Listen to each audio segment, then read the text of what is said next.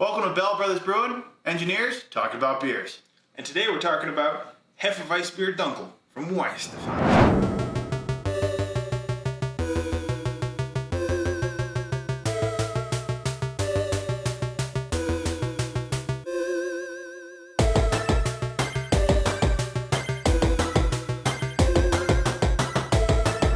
We're drinking a Hefeweissbier and a Dunkel, mixed together basically, right? So what is a Hefeweissbier? So Hef is yeast, Weiss is wheat, and beer is beer. The important part. Yeah. So that means you got your classic Hefeweizen going on here. You're looking for your banana, weedy notes, lots of yeast flavors.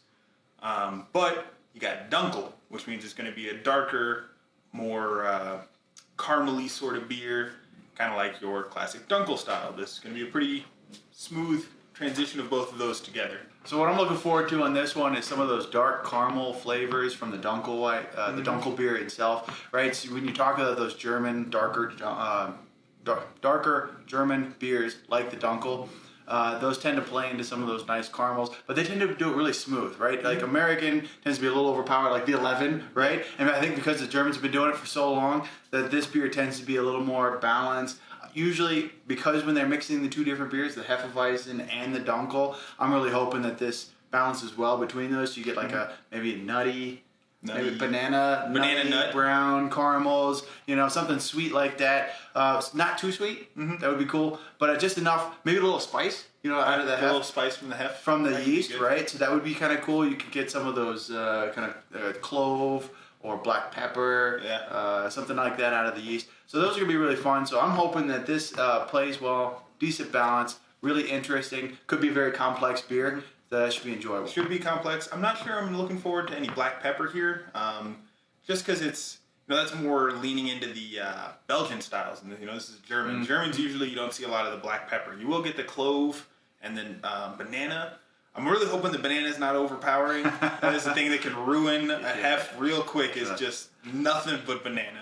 So I'm hoping, you know, maybe a light banana. I could see if we get like a clovey banana nut sort of going on here with a little bit of caramel. That could be spot on. That would be the thing that I really want to taste here. But let's find out. Appearance-wise, you can see right away a little lighter than I was expecting, but definitely not a plain Hef. It's clearly darker than a regular Hef would be. Little bit of head. Not seeing a ton of lacing, so not really high protein. So maybe not a ton of wheat in the grain bill there. But head looks good, color looks good, clarity is slightly foggy. I'm not seeing any thick stuff though, so not too much the Hefeweissbier here. The smell though is nice, kind of a subtle wheat behind the scenes, maybe a little bit of a honey sweetness in the aroma. There's a big punch of fruity esters that give you the hint of banana. I say big in the sense that they're very apparent, but it's not overpowering. At least I don't feel like that's in the aroma. It's not overpowering. The wheat, well balanced to that. I'm not picking up as many caramels or darker roast malts that I would. And based on the color, they might be that they haven't used too many of those. So right now, I'm picking up a lot of those aromas, but I'm not too sure about how much of that caramel we're going to get out of this. So maybe more nutty. Yeah, I'm getting a lot of the clove, a little bit of nut, slight banana, but definitely I think the clove is probably the thing I'm smelling the most here, is that sort of clovey, spicy smell. Really? Yeah. I'm picking up more of the sweet banana, but maybe I'm just tuned into that. Maybe. Personally. I'm smelling mostly clove and a hint of wheat, so it's like a clovey wheat, and there's some banana in there. I'm definitely smelling it, but I think the clove is what I'm smelling hardest, or strongest here, or not hardest. Let's give it a taste. Yeah. Cheers. So I'm expecting to taste a lot of the banana, maybe some of those wheat flavors out of that, and hopefully those caramels to bring that back. What do we have? Tasting the cloves, tasting banana, tasting the wheat. Not a lot of caramel, just weedy clove banana. Still good, well balanced. I'm not getting a lot of, it's not too banana. There's enough banana and a little bit of sweetness to really give a good flavor, but it's not banana. So I'm enjoying that. I don't like it when it's too much banana, and I think this is a good amount. You can taste it, it's enjoyable, but it's not banana. It's not Laffy Taffy. Right.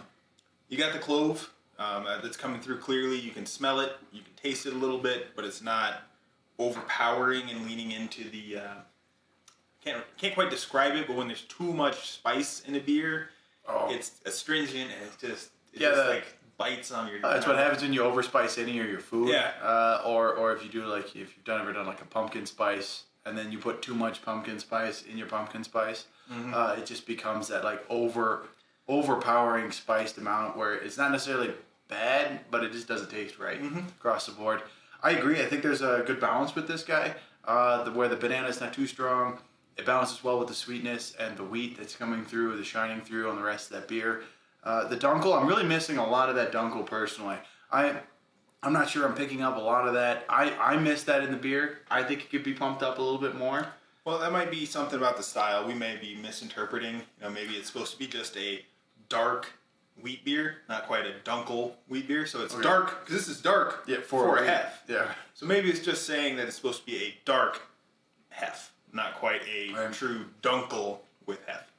Yeah, I think if you were going to think of this as personally, I'm going to think of this as a dark hef, not a Dunkel mixed with hef. Gotcha. And from that point of view, it does come out really well in terms of being a slightly deeper, more complex Hefeweizen, less of that light, refreshing style, a little more of a sipper style. And mouthfeel, I think carbonation is probably medium. I mean, it's not effervescent by any stretch. No. Their bubbles are still there. I'm still feeling some of that carbonation, but it's not biting on my palate.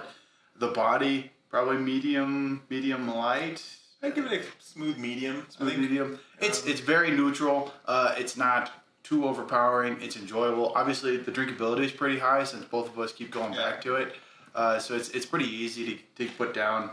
It feels right. Somehow I have a feeling this would go good with sausages and big rolling bread. appropriate. Surprise! German beer seems like it would go good with a sausage and pretzel. It is quite good. So ultimately, overall, I like this beer. Yeah, it's pretty good. I think it's probably pretty close to style. Obviously, I mean, it's appropriate. I'm not sure where it ranks, but if I was going to give it to style, probably 9, 10. I mean, probably somewhere in there. This is a well-known brewery. Right. If anyone's going to know the style, it's probably them. So. Right. Yeah. And personally, my drinkability, I'd say I rated it maybe a 7. It's still enjoyable to drink, but I don't know if I would necessarily order it out of a menu. I mean, it is a good beer, but not my personal favorite. So, drinkable wise, going back, 7. 7? I like it a little bit more than that. Yeah. I think the right way to drink this beer is with a meal. I think this isn't something you want to do on its own. It just strikes me, I was just thinking about when I said the thing about pretzel and the sausage, I was like, man, it'd be just right, take a sip of this, take a bite of the pretzel, the rock salt and the thing. So I think if you ate this in its correct environment, or drank it in its correct environment, it would be a little higher up there. But I think a 7, 8, somewhere in there. Some rock salt might help. Yeah. It's good. It's not like oh man, I gotta drink that, but I think it's what it's supposed to be. It's supposed to be a not super complex. It's a good one to drink alongside your meal sort of beer. It is a world-class example according to BJCP. Yeah, all right. So, there you go. So it is, according to BJCP, it's a 10 out of 10 for style. But it is good. It's good beer. No wrongs, no errors or failures by any stretch. So I'm happy with it. Ultimately, a good drinkable beer. Anything else we want to say about that? Oh, I think that's all for this one. Excellent. Thanks for tuning in. It's been Engineers talking about beers. Cheers.